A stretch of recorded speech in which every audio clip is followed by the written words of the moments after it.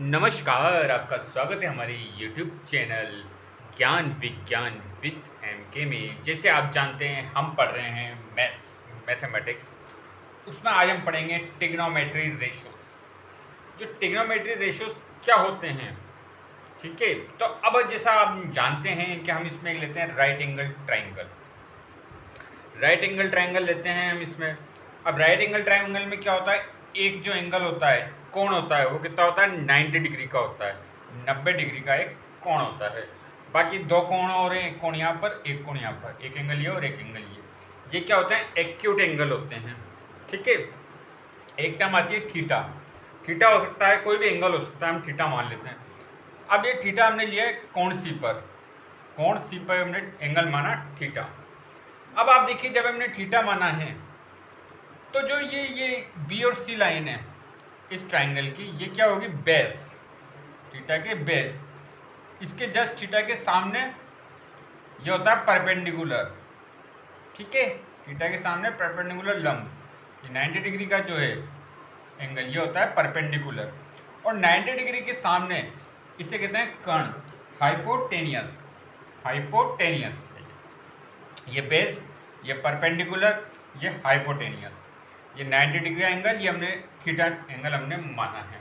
अब देखो, ट्रिग्नोमेट्री जो रेशो होते हैं उसमें क्या क्या है, साइन थीटा, साइन और थीटा जो हमने एंगल लिया है, ये क्या है, साइन थीटा।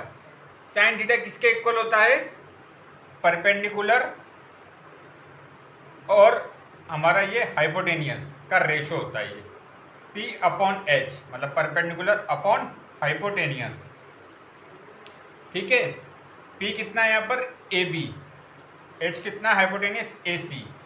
तो ये वैल्यू आ गई हमारी किसकी, साइन थीटा की। इसके बाद आता है कोस थीटा। कोस थीटा क्या होता है, बेस अपॉन हाइपोटेनियस।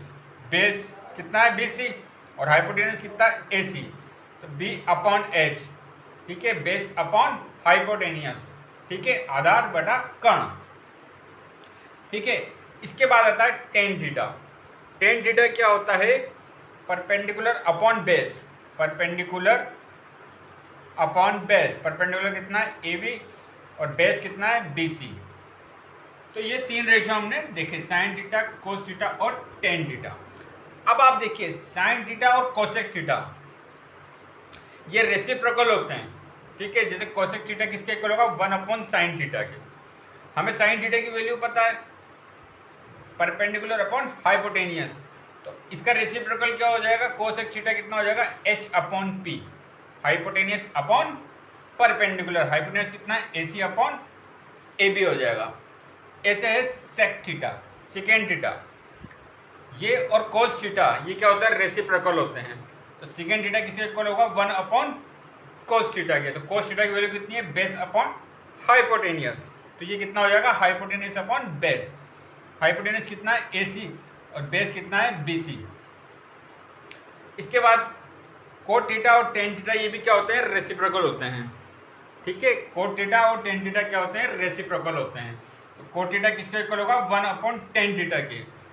तो टेन थीटा कितना था, परपेंडिकुलर अपॉन बेस, तो ये कितना हो जाएगा, बेस अपॉन परपेंडिकुलर, ठीक है। तो इसकी वैल्यू कितनी जाएगी, BC/AB। BC कितना है, बेस, और AB क्या हमारा परपेंडिकुलर। तो इसे कहते हैं हम ट्रिग्नोमेट्रिक रेशो। ये क्या होते हैं, ट्रिग्नोमेट्रिक रेशोज होते हैं, ठीक है। तो इसके बारे में आगे और हम चर्चा करेंगे। आपका बहुत बहुत धन्यवाद, थैंक यू।